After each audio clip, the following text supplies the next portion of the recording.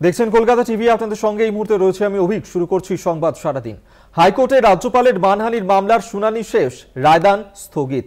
মামলার সঙ্গে যুক্তরা রাজ্যপালকে নিয়ে মন্তব্য করতে পারবেন না, এই আর্জিতেই অন্তর্বর্তী স্থগিতাদেশের আবেদন জানান রাজ্যপাল। মামলার নিষ্পত্তি না হওয়া পর্যন্ত স্থগিতাদেশ বজায় থাকুক আদালতে আবেদন জানান রাজ্যপাল। মামলার শুনানির এখতিয়ার নিয়ে কুণাল ঘোষের নতুন আবেদন, এই আবেদনের প্রেক্ষিতে হলফনামা জমা দিতে নির্দেশ দেওয়া হয়েছে আদালতের। আপনাদের জানিয়ে রাখবো যে মানহানি মামলার অন্তর্বর্তীকালীন স্থগিতাদেশের শুনানি শেষ, রায়দান স্থগিত।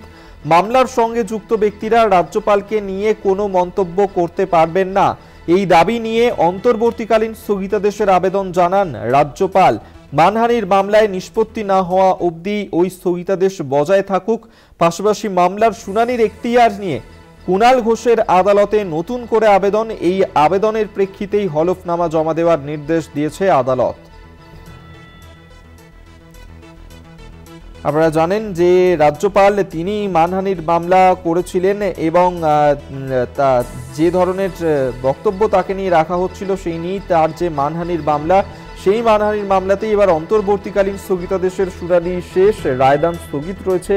মামলার সঙ্গে যুক্ত ব্যক্তিরা রাজ্যপালকে নিয়ে কোনো মন্তব্য করতে পারবেন না, এই দাবি নিয়েই অন্তর্বর্তীকালীন স্থগিতাদেশের আবেদন জানান রাজ্যপাল। মানহানির মামলায় নিষ্পত্তি না হওয়া অবধি ওই স্থগিতাদেশ বজায় থাকুক।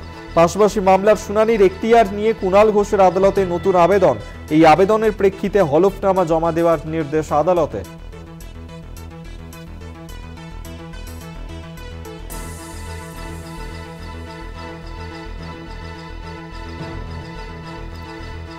আপনাদেরকে জানিয়ে রাখবো রাজ্যপাল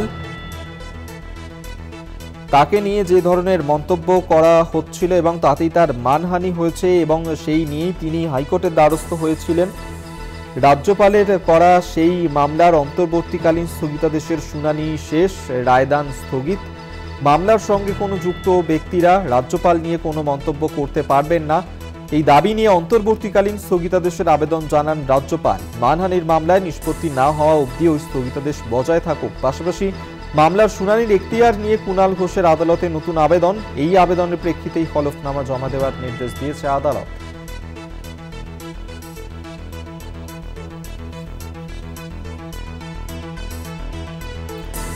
মহিলারা ভয় পাচ্ছে রাজভবনে যেতে, এমনটাই কিন্তু বলা হয়েছিল শাসক দলের তরফে। এমনকি শপথ বাক্য পাঠ করানোর ক্ষেত্রেও বিলম্বিত করা হচ্ছে রাজ্যপালের তরফে। রাজ্যপালকে নিয়ে যে বক্তব্য শাসক দলের তরফে করা হয়েছিল তাতেই মানহানির মামলা করেছিলেন রাজ্যপাল এবং সেই মামলারই অন্তর্বর্তীকালীন স্থগিতাদেশের শুনানি শেষ, রায়দান স্থগিত।